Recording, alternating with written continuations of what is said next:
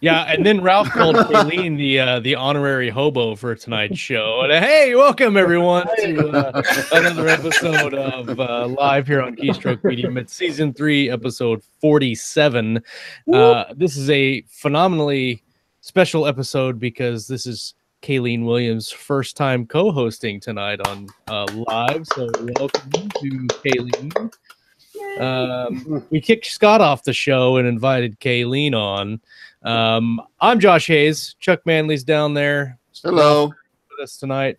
Our guest tonight is James L. Young. He is a science fiction and alternative history fiction author. He's also a doctor, and so as far as we know, it's the first doctor that we've had on the show. We may play that up just a little bit. So welcome, James. Thank you. I think we should only refer to him as Dr. Young. Oh, Doctor. I'm sorry. Dr. Thank you, Young. Dr. Young. Show some respect. I will hang this up right now. Dr. Young makes me sound like a supervillain. I'm trying to keep that on the down low so far till my master plan is complete.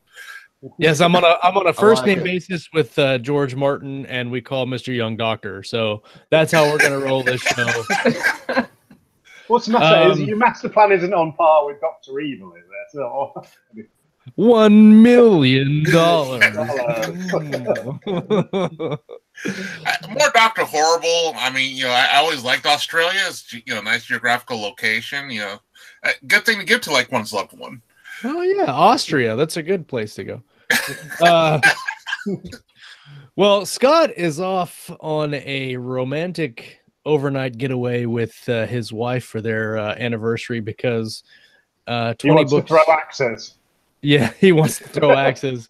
Well, 20 Books to Vegas falls on his anniversary and Chuck's anniversary and kind of my anniversary, and so they went and did their anniversary early. And so he is not here, but Kayleen is here, and we are thrilled to have her on the first time.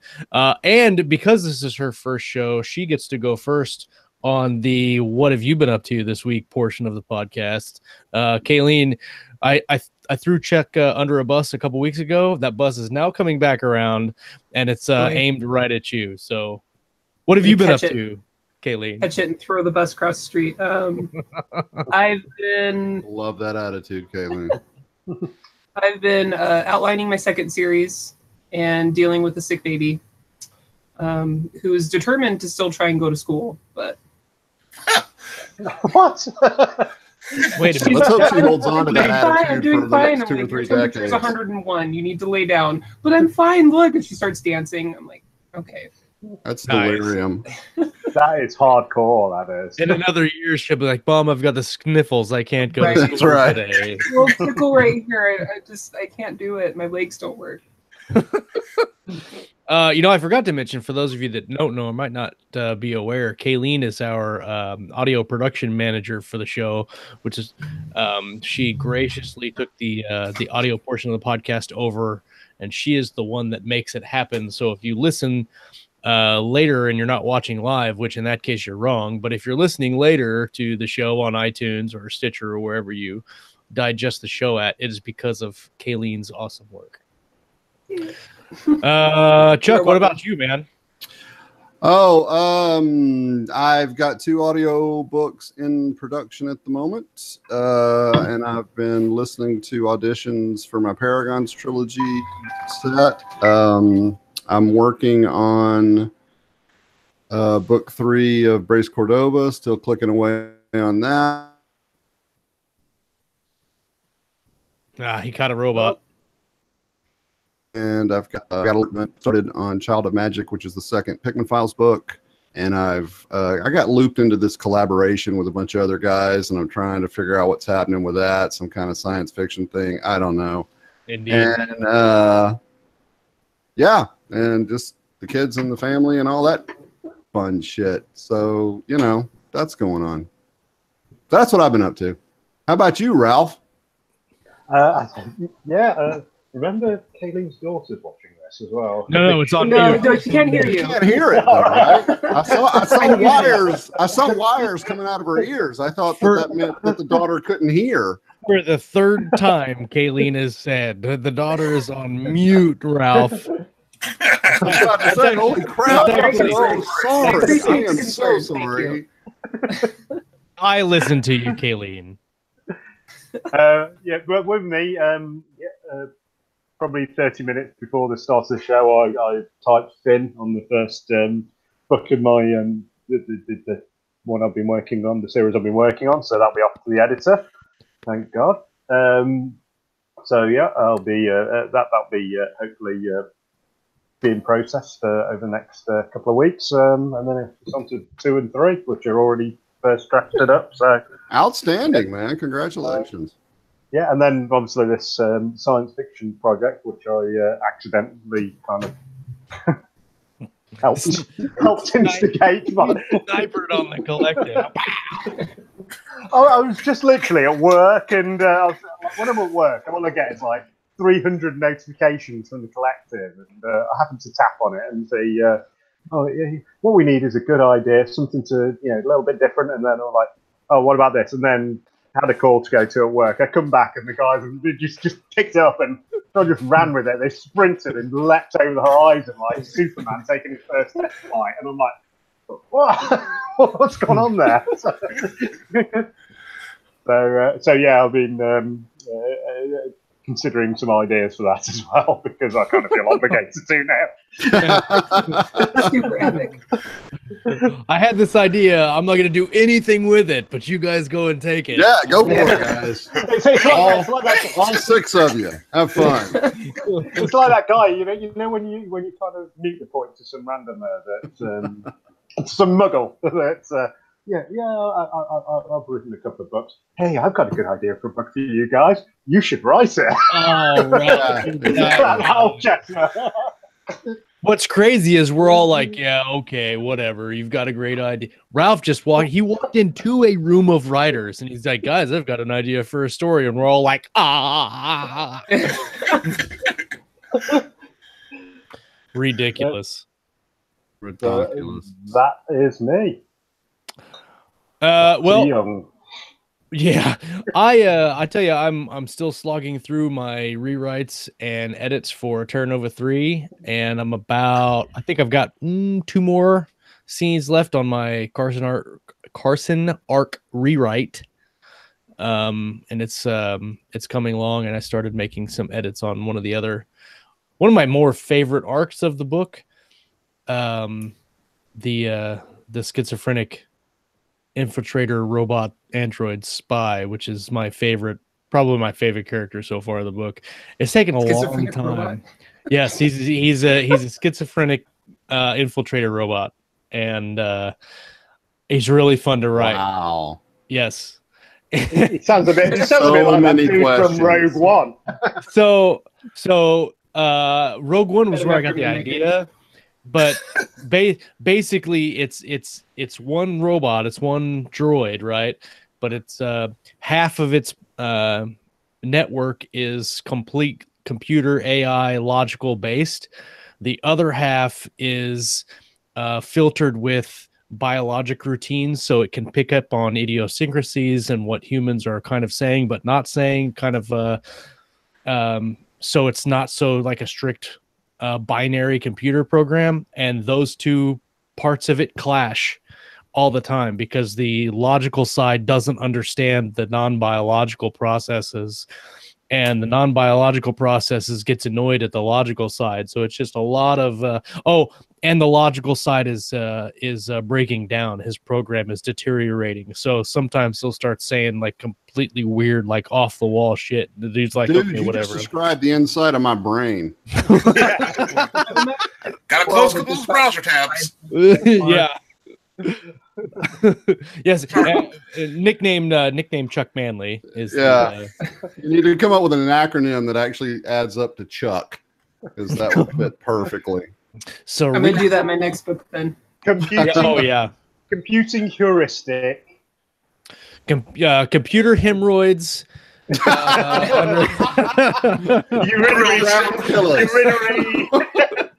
Urethral.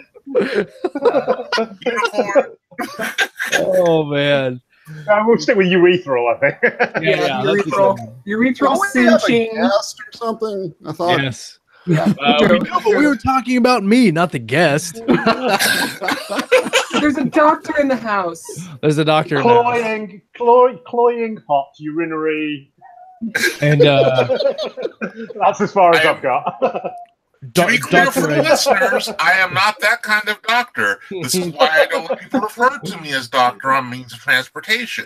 he's actually a veterinarian. The doctor would clearly need your help. Yeah. Because when someone calls you doctor on a plane is when the guy 3 rows back is going to have a heart attack. I mean, trust me. Right. I swear to God, if we're ever somewhere and I'm with you and somebody else, is there a doctor in the house? I'm pointing right at you, man, and I'm like, doctor, right Dr. here. Young. All you This need, is Dr. Young. if you want to be called doctor, all you got to do is walk through a hospital in a lab coat. Because I used to have to wear a lab coat when I was outside surgery when I was working. I cannot count the number of times somebody come up to me and said, "Hey, doctor, could you?" And they wanted to ask me some like, "What's this rash?" You know, that kind of shit. Yeah. Just present themselves to you. So speaking of doctors and speaking of our guests, maybe we should try that when we're in Vegas. Like, let's just put on all lab coats and walk around and see if we can't get people to call us doctor while we're like walking through the casino. There's no law against it. I mean, I'm down. Just have I've got it on the corner where the name would be. Oh yeah, Really absolutely. legit. And I've just got don't the write any stethoscope. prescriptions. We can write I can use the stethoscope and then listen to my own heartbeat as I'm walking around. I'll be looking for you all the news. Hey, we're all going to be drunk on Tuesday at least. So if the stuff's going to happen, it's going to happen on Tuesday. James, please introduce yourself and tell us a little bit about how you got started in writing. Well, my name is James Young. I'm originally a Missouri native. Sorry. You know, it's if we want to go way back, I was actually born in Germany, but that's a whole nother story.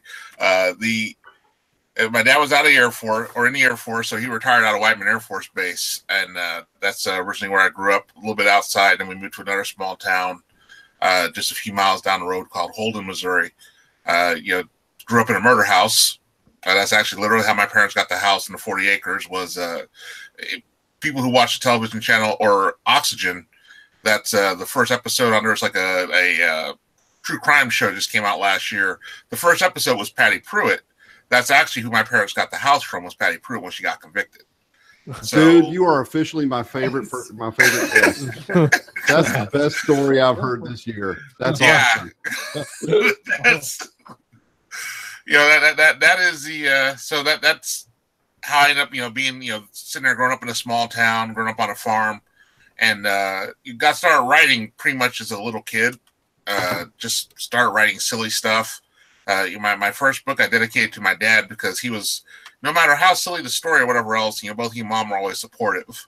And he started, didn't realize it, but he started my love for sci-fi because we used to listen to the Star Wars serial radio, or radio serial rather, on LP, which tells you about how old I am. Yeah. But, rolling with the 33 1/3, and, it'd be like, okay, the A side, the B side. I'd be like, hey, Dad. I remember those, man. I remember those.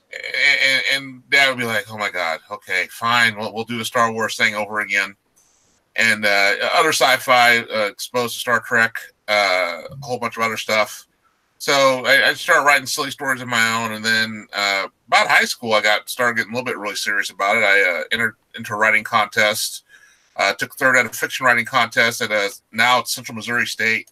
Used to be Central Missouri State University. They changed their name like 20 times. But that was the first time I earned money doing it. Earned $5. My mom has never let me live it down because I did not tell her. She didn't find out about it until she read the newspaper like next week after I won the contest. And there it is. Oh, local author wins third place in contests, and takes his $5 and probably goes to the movie theater and Taco Bell. So she has not forgiven me for the last almost 30 years because every time this comes up, she's like, I wanted to frame it. I could have had it there. My baby's first, money he ever earned writing or whatever else. Instead, you just took the Taco Bell. And I'm like, Mom, this is your fault. You always complain when we ask you for money. So, of course, I was going to go to the movie at Taco Bell without telling you. And then after that, I I still did it. Tried a few times to do trad pub. When I was still in the Army, didn't work out so well. And then about 2006, I entered a short story into the L. Ron Hubbard contest, got honorable mention. And I said to myself, when Kindle first started, I said, well, let me just, I had some friends who started doing it. I said, well, let me just start a story on Kindle and see what happens. And that was Ride a Late Rain. That was a novella back in, I think it was 2012. It earned a few $100s. And I said, well, I've that same universe and that same story. I have a novel idea, so I'll just go ahead and do a novel, and the rest is history. I want to back up just a minute and talk about your venture into trad pub and that it didn't work out. What was I mean, how many did you publish novels? Did you do short stories? Did you stick with short stories? Like, how did you try to get into the traditional publishing scene? I actually look back at it and laugh now. I'd always get those little, big, thick guide to writers and agents. I'd write query letters. Right? Yep. I think I've got 4 of those around here somewhere. Yep. I'll just start writing query letters to random agents, and some of them were nice. They'd send stuff back, but actually, originally I started doing action adventure stories. So I still have the completed novel. It's going to get fixed one of these days. Where I had a dystopian action adventure story set in post-asteroid strike Missouri, and I finished that when I was a cadet at West Point, and I've still got it. Like I said, it's on the hard drive. One of these days, that's going to get cleaned up and done. And but that was one I'd always try to query with. I tried to do a couple of Tom Clancy type things. Us fighting the Soviet Union or us fighting the Commonwealth of the Soviet States. That didn't work out. And then really I just came to sci-fi because it was one of those things where I said, well, sci-fi reliably is not going to change, because if you set things, 1,000 years in the future, you're not going to have to worry about world events basically overcoming you. Right. Of course, and that tells you about how long ago I was writing. When I first started writing, is I had there was a complete World War III. I had 3 different books done on, and then the Soviet Union fell. So. Well, it's inconvenience of the USSR. Wait, what the hell? The Soviets going to be around forever. That's something you definitely blame on the Russians. I had you mentioned Tom Clancy, and back in the 90s, I mean, Tom Clancy and pretty much anything like Tom Clancy was extremely popular, going into the late 80s, early 90s, and then mid 90s. Were those things that when you submitted, did you get feedback on those at all, or? Yeah, I got a few feedback. It sounds interesting, but we're kind of overdone now with it, or there are all these different. I mean, and looking back at it, the market was saturated. I mean, you had Larry Brown, Harold Coyle, Tom Clancy himself. I'm sitting here thinking Dale Brown. I'm sitting here thinking there's at least 4 or 5 authors I can't even think of. I mean, I can see the covers of their books, but it was overdone. I mean, there was, there was nobody else who was going to get into this market. So really again, older me realizes what younger me was trying to do. Plus, being in the Army, I wasn't exactly reliable as like an author, because next thing you know, I'd be like, well, hey, I got a book. Oh, I can't get it done. So I'll be in the field for 2 months now. That's right. Yeah. My uncle's calling. I've got stuff I've got to go do. But I actually... did you ever try to traditionally publish any of your sci-fi stuff? No. Well, let me rephrase that. Some of the older sci-fi, yes, I did. But it was way back. And then it was, I started grad school. So that kind of put a damper on some things. Mm-hmm. Actually, when I first... what ultimately become Acts of War and Collisions of the Damned, my 2 alternate history novels, I tried to query those in the early 2000s because as one novel, and that's another thing that I look back at and I laugh because it was a 700-page monster. So here I am trying to query the 700-page monster to different. That's a toy stop, man. Yeah. Oh yes, it's double 700 pages long. You are a fool, son. Oh, it's cute when they send me the idiotic query letters. Just things like that. I mean, it depends on how you consider alternate history. Some people consider it historical fiction. Some people consider it science fiction. To me, I don't care either way. I mean, it's one of those things where I don't get really wrapped around trying to shove it into make it a subgenre of something else. Well, that's interesting to me. Moving to sci-fi and talking about the Tom Clancy-esque fiction, how it was kind of oversaturated in the 90s. It's kind of how I feel like some genre fiction is oversaturated today. You look at military sci-fi and then urban fantasy. Both of those, I think, are way oversaturated, but at the same time, they still sell extremely well. Kind of like the romance market. Like, you would think if any market anywhere it would be oversaturated, it'd be the romance market. But you put a romance book out, and I mean, you watch people just sell bonkers on romance. Yeah. Well, I mean, those readers though, they're voracious, and I think the same thing is true for these days military sci-fi, and like you said, urban fantasy. You know, the readers just want more and more of it, and there seems to be a lot of people that fall into that category. So, I mean, it's good for us in a way, but at least we know there's a market there. Yeah. Well, it says Michael Anderle says, isn't it? There's whale readers, isn't there? And they're a target audience in of themselves. You know, just people who will read and read and read. Right. Like 2 or more books a day, which is bonkers, really. But they're a great audience to hook into. So, I'm wondering, with the alternate history, how close to the actual truth of the history do you stay before you start to diverge? So I always sounded so professional. Yes, winning. I always joke about the Harry Turtledove, of course, who is the Grand Master of alternate history. I always tell people when they ask, well, how far do you diverge? I say, well, I don't get into aliens showing up in the middle of World War II.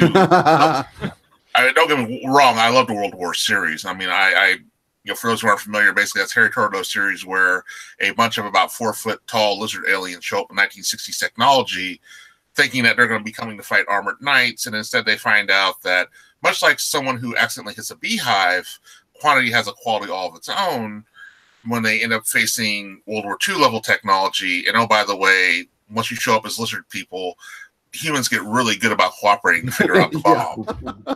That whole common enemy thing really eliminates a lot of problems right off the get-go. I mean, the last thing you want to do is be the folks who show up and manage to make the Nazis and the Soviets and the Americans decide you need to die. Right. We can overlook a lot when a situation like that comes up.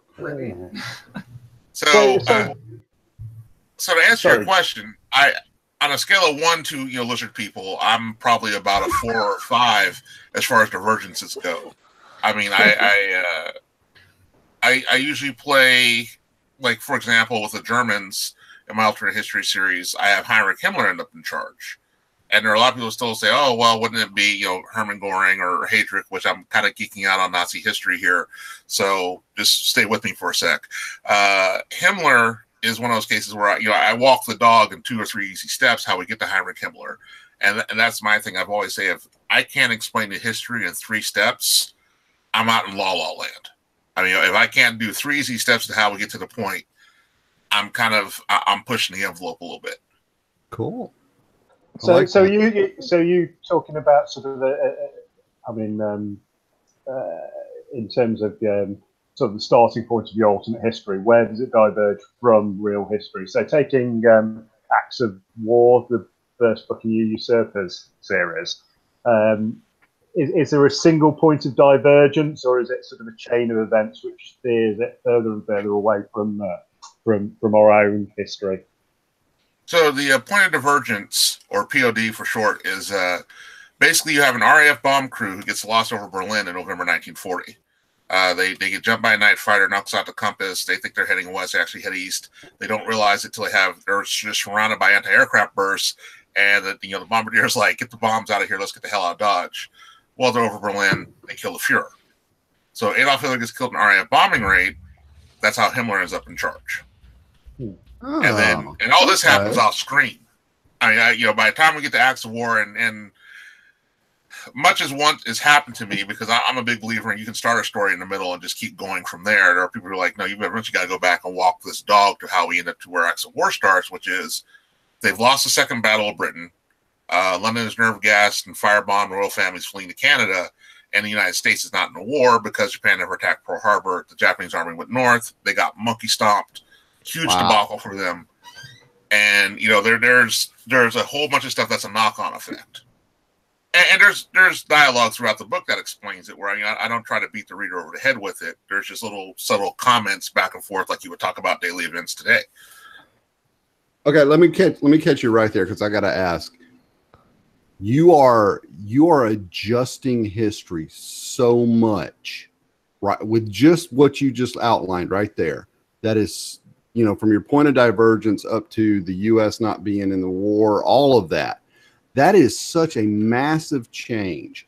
How do you present that, like in a chapter or two, or do you spread it out through the book? I mean, if you take it as a lump, that is an enormous information dump. Yeah. How do you like pepper that in?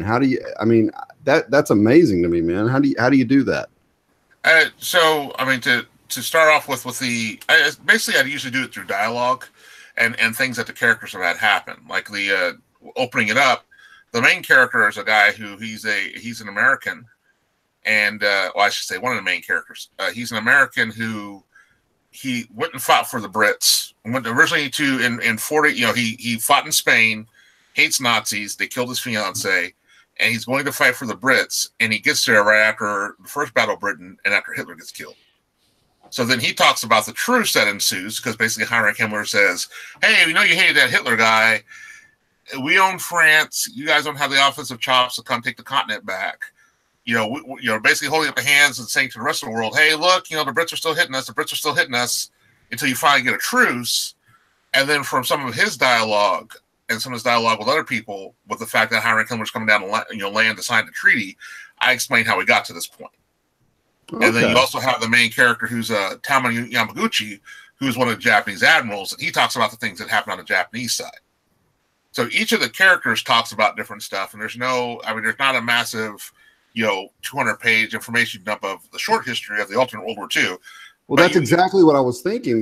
That much information, man, that would be it. Like if you were just lay it out all at once, that would be just a. So you're taking all these character arcs through an entirely new storyline, but through that storyline and what's happening, they're remembering things that happened before. Yeah. Because that's impacting what's happening now. Yes. And that's how you're sort of rewriting history. Yes. As far as, okay. Because nobody realizes they're living history at the time. Unless you have, critical events you do. Like, the funny thing is, I remember, 9/11, I started, the first thought I have when I see the second plane hit the towers, I'm like, oh crap, this is an attack. This is like a Pearl Harbor. And I start, in between being inchoate with rage, if you ask my wife, I start trying to say, okay, I've got to remember this later. 30 years from now, when people are asking about this, you got to remember the things that are going on and what you saw and everything else. It's funny you say that, because not too long ago, I had to tell my kids what I was doing on that day. It was a big deal, man. Yeah. So you don't normally, unless you're very historically aware, and I was blessed with a great civics teacher when I was younger, Mrs. Jaeger. She had lived through a lot of history, and she was good about it with telling us things that she remembers as we were talking about U.S. history and different things. And it always stuck with me that she said she remembers exactly when she heard about Pearl Harbor.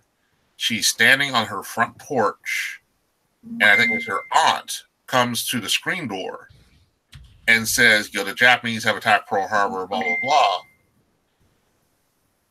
Is that on my end, or? No, you're good. No, okay. I need to quiet this. It's me. I'm sorry. No. Okay, I was just like, he thought there was some sort of alarm on him. He's like, "Whoa, what did that say? Something wrong." I can't talk about that. Oh no, the NSA has spoken. Yeah, no, you won't talk about things I can't talk about. We can go down Scott's usually the one that pisses off Skynet. Well, yeah.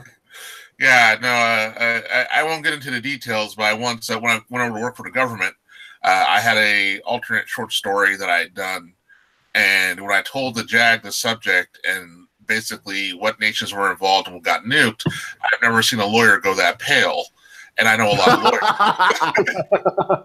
And he said, I love making lawyers go pale. That's well, fun. and the thing is, he's like, maybe that story never needs to see the light of day if you're going to continue working for the government. I'm curious with there's two books in that the series that I'm looking at, the Usurpers War, and that's Acts of War and Collisions of the Damned. Yeah. Both reviewed rather well on Amazon. Knowing how World War II actually ended, and then kind of you're changing things now with the Hitler being killed and different things happening. Are you continuing this series to a different conclusion, or are you going to arrive basically at the same status quo? I mean, what's the end game for this? Do you have one? If you want to see the in-game cheater notes, there's a novella called Pandora's Memories that's on there, which I always tell people that's why it's listed. It's totally listed separately. And every time I sell it in person, I warn people. I say, hey, look, there's a lot of stuff you're going to figure out who lives and dies if you read this, because that was a short story that was done well before all the rest of them. That was another short story I entered into a contest and got honorable mention. And so I just went ahead and put it up on as a novella. But I warn people in advance, hey, that's why it's not listed as 1, 2, or 3 in the series anymore. It's got spoilers. You're going to see a different ending to World War II. In one theater, let's just say the Pacific is going to go differently, but it's still going to end up with this. I mean, you're going to end up with, just by the sheer numbers, Imperial Japan's going to lose. I mean, I don't think that's going to be a shocker for anybody. I mean, just sheer numbers, Imperial Japan is going to come to a bad end, but you're going to actually see an invasion. Oh, Japan? Yes. Huh. I've just got a sort of a question, sort of like that stems out of that one. I know from your blurb you've got some real life characters involved. Obviously, you've got the sort of the big names, I suppose, your Himmler and whatnot. Also, you've got people like Tamon Yamaguchi, who I understand was one of the deputies involved in Pearl Harbor. How much research did you do into the individual characters, and how did you find writing a fiction piece based on real characters? Because I presume there's some form of extrapolation that goes on between the real history and what you've got. So I once did a presentation where I said the thing about doing research for especially things where you're doing historical fiction is you got to be careful not to get too far into the weeds. The prime example I use is with Tamon Yamaguchi. When I was talking about him, I was actually trying to figure out at one point his size and height relative to everybody else that I mentioned, like Isoroku Yamamoto, Nagumo himself, who used to be the head of the carriers, but ends up not being the head of the carriers in my timeline. All these things. And finally, as I went and I wrote two gentlemen who they run the website combinedfleet.com. And when I wrote them, I asked them, their response to me was, we consider ourselves the foremost experts in this area. And they literally are. Anthony, actually, I could grab their book. 1 second. They're the authors of the book, Shattered Sword. Actually, I'll just leave it on my shelf. But they are the foremost experts in Japanese naval history. Their response to me was, we don't know the answer to that question, and quite frankly, we doubt anyone's going to care. And I got to thinking, I said, yeah, that's the level of research where when you're getting the experts saying, we don't even care about this, why are you worried about it? That is, to me, the level of historical research you got to do is that the common person, the average person is going to really care, but you're always going to have the river counters who are going to ping you. You've got to ignore them. I mean, otherwise you're not going to be able to get a book written. Mm. Right. Oh, yeah, totally. Sorry, I think we've got something else coming up, haven't we? Josh? No, I can do it real fast, and then we'll move into some of his science fiction. The sponsor for this week's episode is Peaceful Pines by Crystal Harper. It's a different book than we usually sponsor on this show, but it is a longtime fan of the show. And so we are proud to use their book as a sponsor. It's a romance fiction, and I'll give you the blurb. It's love finds you when you find yourself. Summer Phillips is ready for a fresh start. When her Manhattan yoga studio fails, she heads back to her hometown. The Pines is an idyllic tourist destination in Vermont, but Summer longs for more in her life than small town festivals and working for her dentist father. She's welcomed with open arms, but soon discovers things have changed since she left. Jake Moretti is recovering from the death of his close friend who willed him everything he owned, including the hardware store. He's lived there a year, but doesn't quite feel like he fits in with the locals. Summer begins to build her life back with the help of her friends and family. And as she takes over teaching yoga classes at the local rec center, reignites her passion for teaching. Even though they each are seeing different people, Jake becomes an attraction Summer can't ignore, and she finds herself drawn to his warmth and charm. He's everything she's ever wanted. An old friend comes visiting with a once-in-a-lifetime opportunity, and Summer must make a choice about where she truly belongs in life. Does she follow her dreams in business or in love? Can she have it all, or will she get hurt along the way? Peaceful Pines is a heartwarming first book in the Pines series by up-and-coming star in the genre, Crystal Harper. And I've got to do it just for the sake of continuity, but can she have it all, or will people get hurt along the way? And everyone is doomed. And everyone is doomed. That's Peaceful Pines by Crystal Harper. The link's going to be in the live chat. It's also going to be in the show notes. Go check it out. It's got Audible and ebook on the same. I don't know why Chuck's laughing. I mean, it was a pretty reasonable read on my end. I'm just saying. It was pretty reasonable read. Yes. Otherwise, Chuck's laughing. Look at him. Look at him. He's laughing. Oh yeah, he's losing it. Should we give the anonymous backstory to this? Okay, look, I'm sorry. I tried really hard, but there was just something about Josh reading a Hallmark movie description that just, I could not help myself. I apologize if I disrupted the flow of the interview, but holy fuck, that was funny. I really, seriously, I'm sorry, guys. I just that got me, and I whatever. Hey, at least I muted my mic. That's true. That's true. Yeah, go ahead and check it out.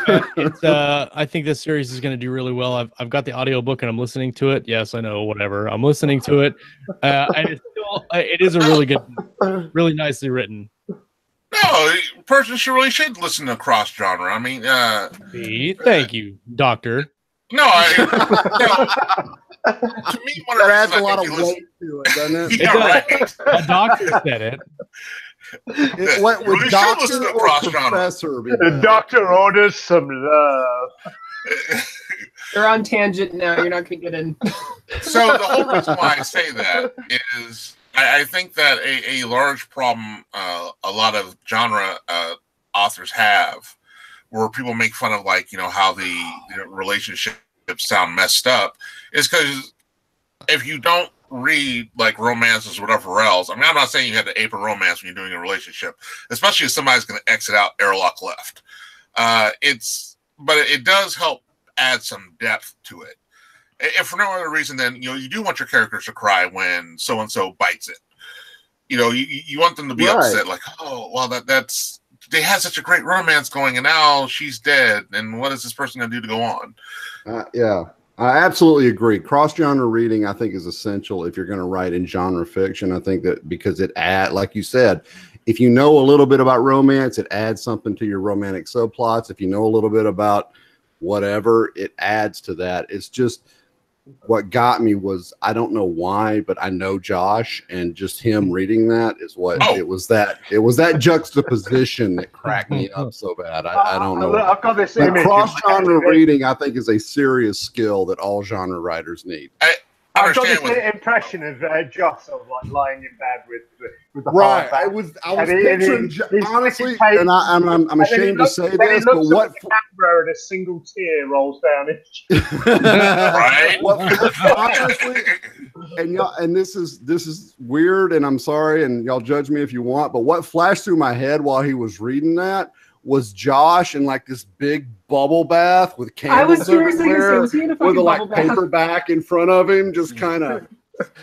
And I'm sorry, I just lost it. Petals, whole like candles. That's the Ben and Jerry's. Yeah, or like a big glass of white wine, you know, and the Ben and Jerry's and the paperback in the tub. It just, I'm sorry, it threw me off. Y'all go ahead.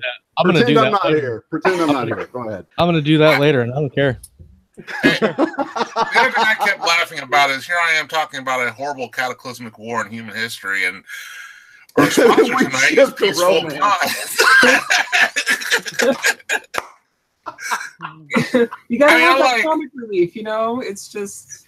Oh my God, please tell me this is not a funeral home. So good. All right, I'm sorry. Go ahead, guys. I'll shut up now. I'm gonna go get in the bath. So just don't drop the mic in. I don't want to see that live. So science fiction, then. Doctor. Yeah, you wrote some science fiction. James. How did that go? Speaking of cross genre, yeah. So I suppose firstly, I've got two questions, but the first one really is tell us like a little bit of a summary of your science fiction novels, the style, and what kind of things they cover, and then I'll move into my second question. So, and this is anyone who's ever seen me sell at a convention. This blurb is going to sound familiar. I have friends who come to visit me at conventions. They can like recite this in their sleep almost. I tell people when they're asking like, well, what's the story like? I tell people it's like, well, imagine a mix of Battlestar Galactica, Aliens, Robotech, and Halo all thrown in a blender together, and your chef is George R.R. Martin. I write basically military sci-fi without hero shields.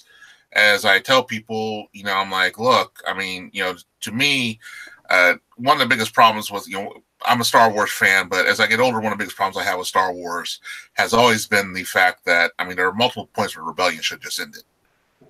And I understand the space opera and everything else, but I always say, like, you know, Return of the Jedi should have been, you know, the flaming teddy bears in the fleet that came to die, because you're for the love of God, no stormtrooper has a flamethrower, and oh, by the way, this is your Grandmaster plan, is get the Rebel fleet here. Why isn't the entire Imperial fleet here? Those sorts of things are what I try to avoid when I do my fiction. The first novel in the universe is an unproven concept. Basically, you have a starliner named the Titanic that goes out where she's not supposed to be, and she gets jumped by aliens. And the reason she gets jumped by aliens, you find out later, was that there was a Navy destroyer that was going to examine some alien infrastructure. Jumps in, she jumps out, and she's thinking that she's running through an occupied territory, and then she comes upon the starliner, and chaos ensues. So that was the first novel.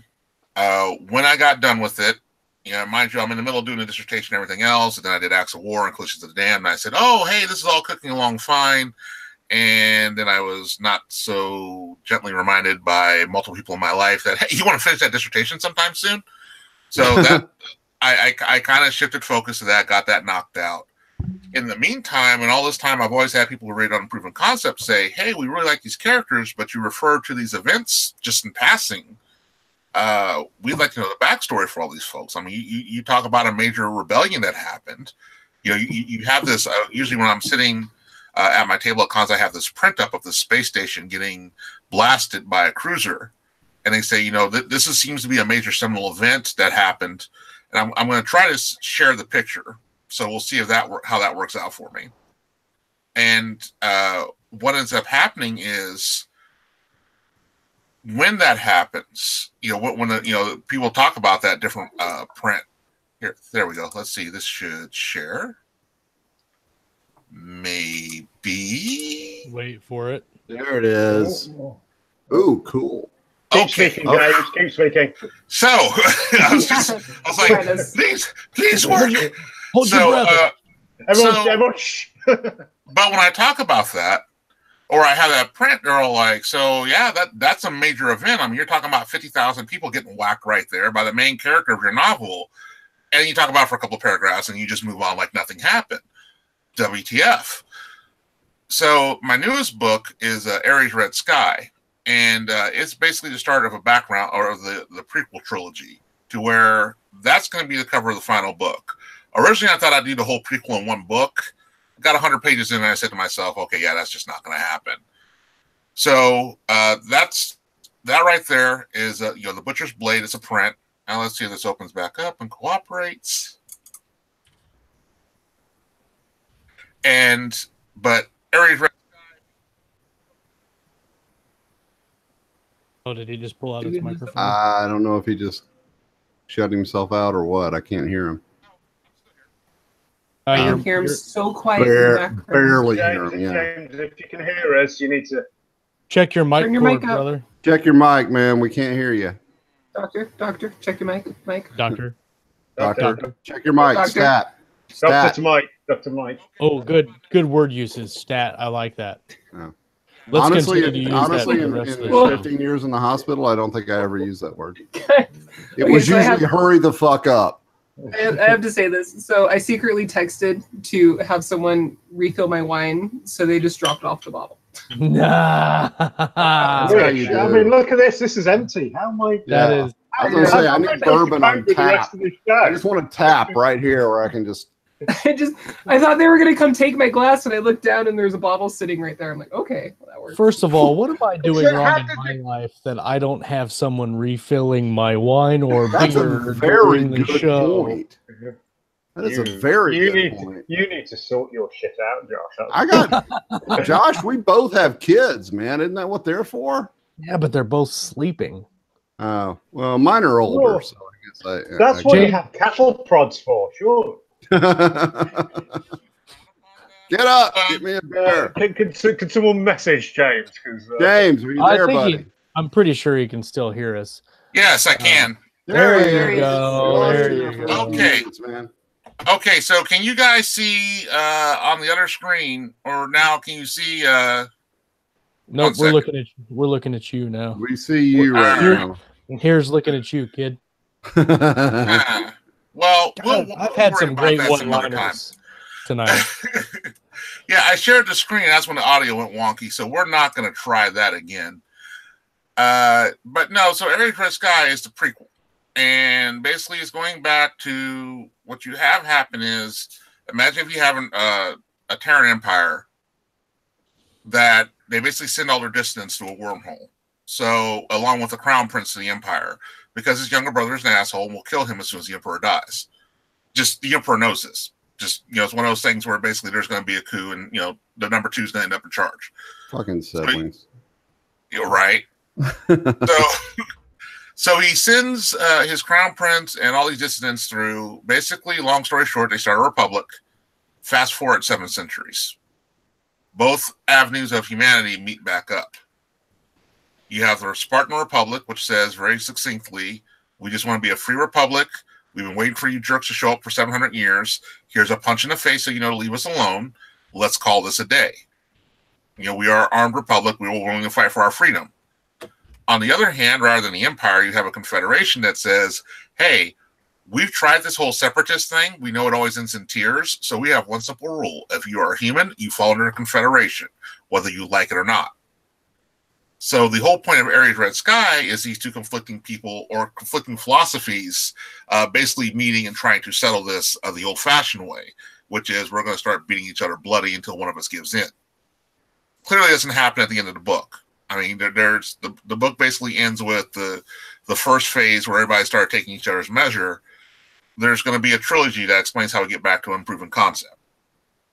And then further along the story. And the reason for that is like I tell people, I don't think that when we go to the stars, we're going to suddenly become peaceful beings. I mean, there's a lot of different genres. Oh, Sorry. Well, that's yeah. I mean, there's a lot of genre that goes on now. It's like, oh yeah, humanity will become so much better, and everything else. It's No. like That's putting way too much faith in human nature. I mean, if there's one thing I tell people that, and I sound kind of grim when I say this as a historian, is we've been stupid for at least, a couple millennia here, y'all. I mean, you do have people. I don't care who you are, how peaceful minded you are. You get pushed far enough, you're going to start killing motherfuckers. That's just the way it would Well, go. not even that. It's when we've expanded into new environments, sort of, America being a great example of relatively recent history in Africa and so on and so forth. When we've back expanded into there, we've still managed to knock the shit out of each other, haven't we? Yeah. There is precedent there, a hell of a lot of precedent. Just a new frontier. Yeah. Yeah, absolutely.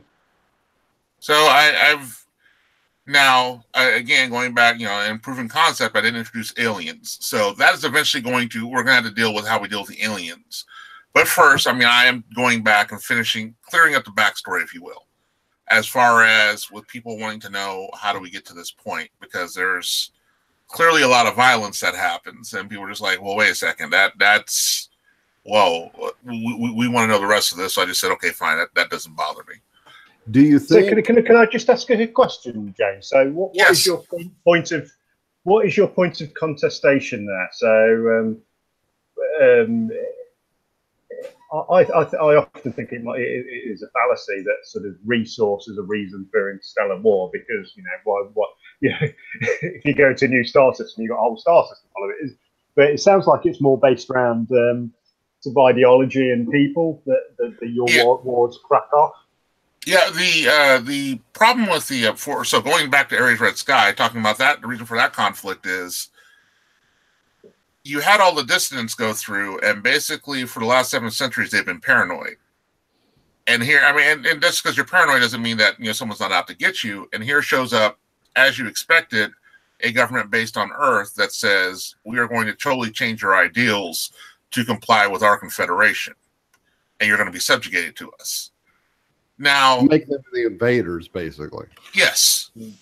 From the Confederation side, it's wait a second. I mean, we have these rules for a reason. I mean, in initial stages of the Confederation, we tried to say, yes, you can go out and be independent, and that just led to all sorts of bad things.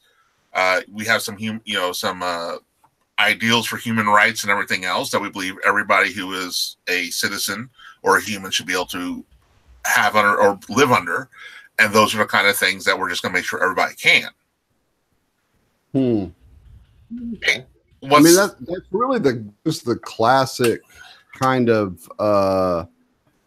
free thinking versus I guess loyalty to the state kind of conflict, right? Which, because of the way FTL works and the fact that in 3050, which is unproven concept, you're finally going to get fold space on your instantaneous transformation. What you're living in now is more analogous to the Age of Sail, where basically communications can only go as fast as the FTL ships can take it. Right. You have long lags in communication. What you're going to find out as the trilogy goes on, because I mean this really isn't a spoiler if you read Unproven Concept, is that we're talking about an argument on the details of how things are. Both the Spartan Republic and the Confederation believe in Enlightenment level ideals. As, the worth of citizen, you should have certain human rights. You should not be basically chattel. You should not have certain things go on. As far as your government abusing you and everything else, it's just a degree to which both of them take it. Which is how eventually, again, this isn't a spoiler. I mean, we all know how this is going to end.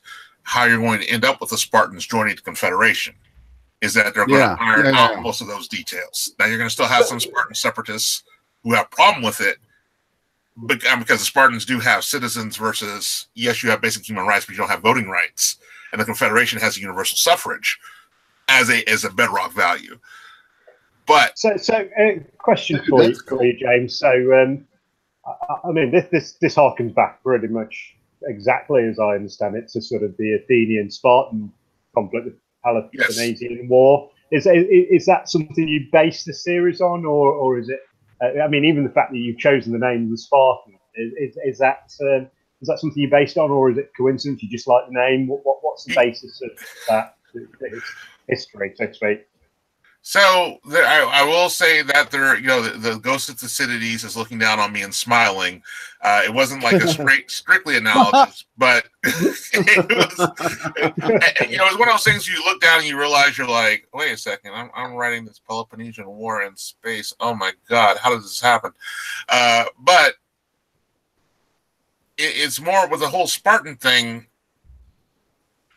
I'm trying to think exactly how that happened, because I think I kind of had the idea, and then I was on DeviantArt and I saw this guy had the Spartan helmet, and he was actually a Greek guy and everything else. And I don't want to say I basically based this whole sector around a piece of art, but it did have kind of like an influence at the time. So that was, it was already, with the Spartan Republic and everything else, and with the very much believing in an armed society as a polite society, and a lot of the things that are analogous to very militant, active means of believing citizenship rights and everything else. The way it's going to come out is that, well, we had to base it on something, and these are some of the things that we had survived, so we're going to roll with this. So I think Chris Winder. Okay, we all zeroed in on that, didn't we? Okay, go ahead, guys. Chris Winder said it. Asked the question far more articulately than I did. I really like to turn his phrase there. That is brilliant. So it sounded like you took one of your favourite pieces of history, added spices, baked at 350 degrees for 35 minutes, and after it cooled, spread some nice icing on top. Is that how it came about? That is the best question we've ever gotten. That is true. That is true. I want Spartan cake. If I had to sit there and look at it, I'm sure there's probably a way of charting this as to how it happened. But I'm really just, which I probably should eventually someday do, but it was like, we're here now.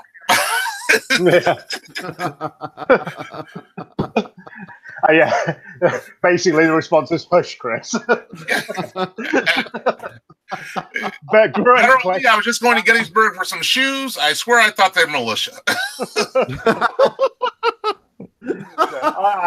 Chris, you are now Chris, that was the best. Another honorary hobo, I think. So you mentioned that you're going to do a new trilogy moving up to Unproven Concept, and then obviously you've got kind of a huge world to play with here. Do you envision doing a number of series in this? Oh man, how about now? Is now okay? Now is better. Yeah. Yes, this is going to be a series. I go to a regular con, Liberty Con, which is in Chattanooga, Tennessee, and I was there last year, man. Yeah, so no, you probably saw me in passing, because that was the first time I'm back in a couple of years. Was this very last one? The thing that I was there once, and I was bemoaning the fact I hadn't had time to read, and I was in the middle of dissertation, and also I was writing. And David Weber, and that's not the name drop. I just thought it was very funny that he, of all people, would say this. He said, "Oh no, you're an author now. You don't get to read anymore." I can't. Honestly, we get that. Yeah. Well, I'm sure I had the look on my face like, wait, the cake is a lie. Hold on a second. No, I feel that comment. I really do. I've gone up to a grand total of 9 books this year. That is awful, isn't it? In 10 months. Having read myself for pleasure. I cannot read fiction just to enjoy it when I'm writing fiction. I just can't. My head won't go there. I can listen to it on audiobook, but I can't read it. I can't read it if it's not similar to the way that I write. Otherwise, I start writing like the other author. Exactly. And the editor kicks in, right? Yeah. So like my book 2, halfway through, I started reading this other YA series about vampires. And then I went into rewrites.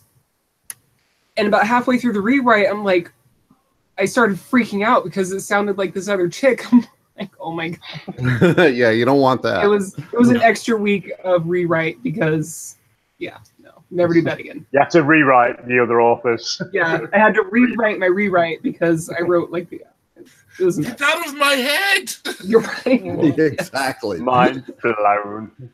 I think that's why it's so interesting or so easy to listen instead of read. Yeah. Because then I'm not seeing the words, I'm hearing them. So I'm not seeing the presentation. I'm not seeing the white space on the page or anything. All I'm doing, and I'm very auditory when it comes to learning and when it comes to experiencing things. So well, that could be the sign that we're running out of time. So No, I mean, you've been totally smooth on my end, so I don't understand. I heard robot, Josh. Yeah. maybe it's a Chuck. It could I just think be me. Chuck. It's because I laughed at you earlier. You're That's using right. your. Kicking you off the you show. put Someone's your, going to be the Skynet today, hasn't they? Yeah. It's not. It wouldn't be a KSM show without something messing up. So, we are coming to the end of the hour, though. James, do you have a website or some place where our fans can link up with you?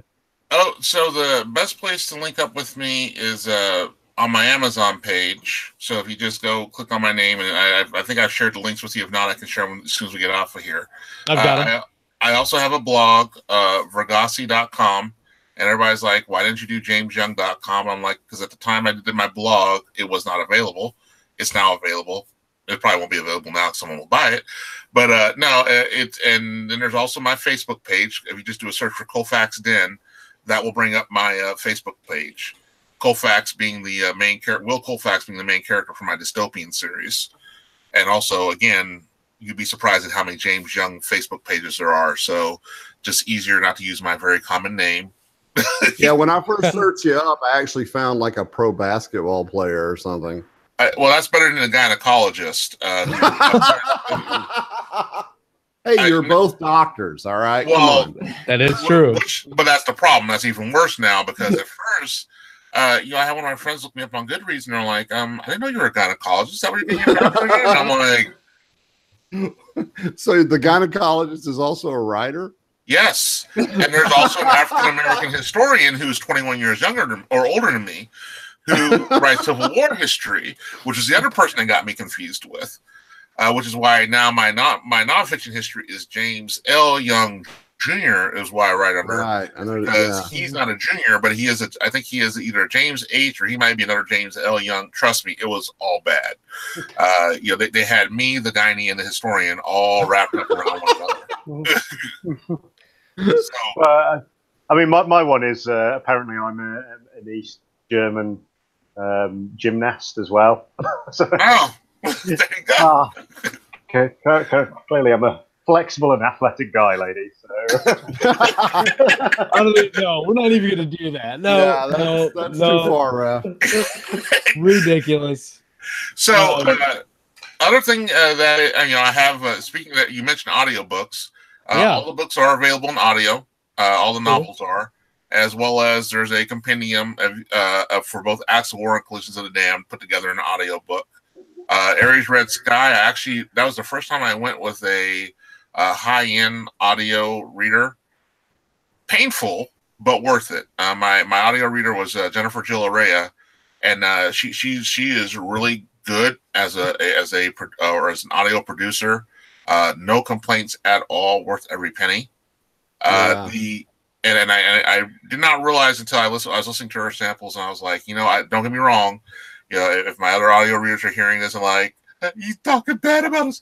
No, I mean, I was happy with everybody else, but there is a matter where you get what you pay for, and that is a case of you can get what you pay for, even with the other folks. I mean, if you listen to them, it's good production. But then there's a step above, and that is, I'm very much taking the long view look of that, which is that thing does not have to pay. It has to pay for itself lifetime. So if it takes 50 years to get up to however many sales I had to get to pay it off, so be it. But it's done. Yeah, and some voices just fit some stories perfectly. Yes, some performances are just right.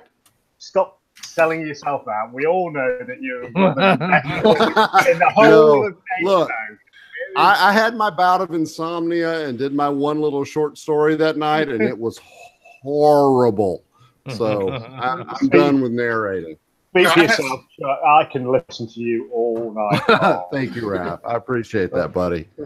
Someone Little who bubble refilled baths Chuck's going on. wine is what I want to know. Who refilled Ralph's wine? That Yeah, person sadly, no one. But, immediately sacked is what needs to happen with that. And last but not least, right now, Aries Red Sky, for those listening live, Aries Red Sky is on sale for 99 cents through the end of the week. So, I'll go get that. click. I do have Sounds like a one link more is question. needed. Oh, we have If one I more can. question. Ready, Can go. I? Aileen, Absolutely. go, girl. You So pro, you.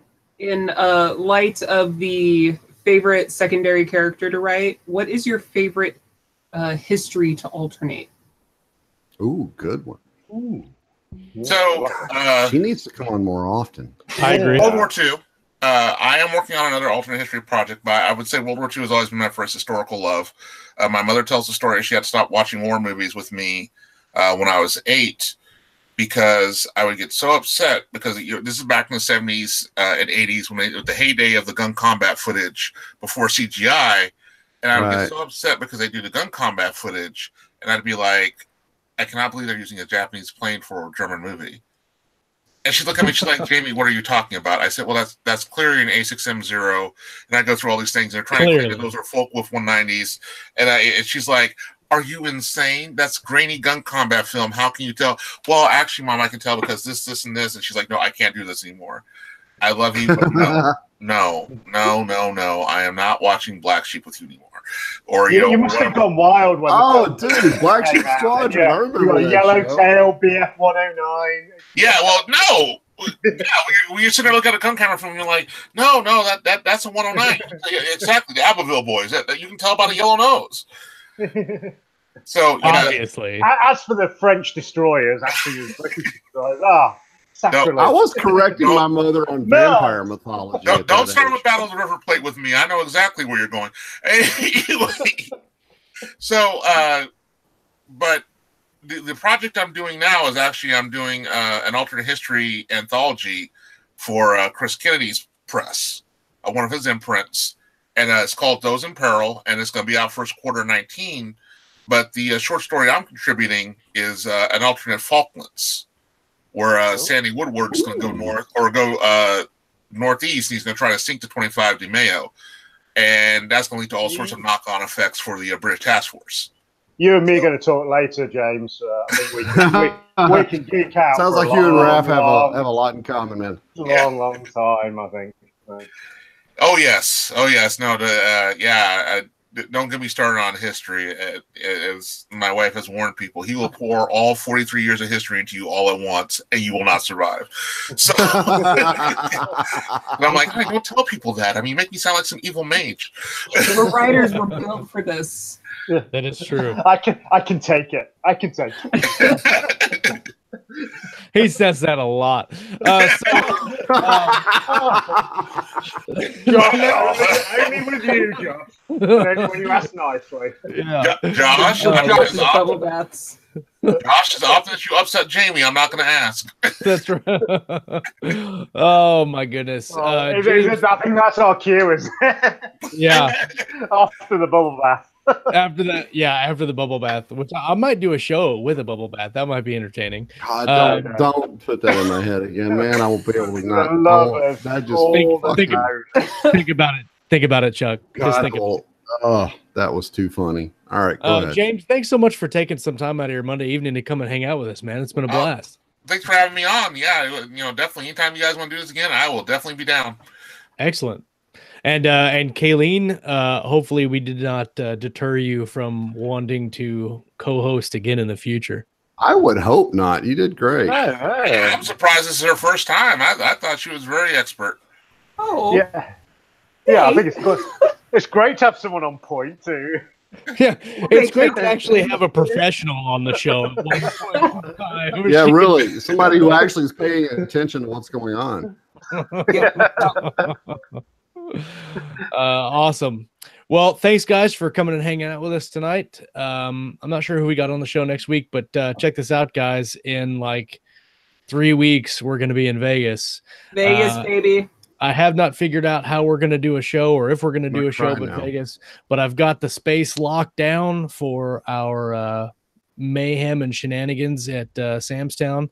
So the 6th from 6 p.m. to 10 p.m. local Vegas time, we're going to be getting hammered and shit-faced in Sam's Town. As if that's coming to a finish at 10 o'clock. Yeah.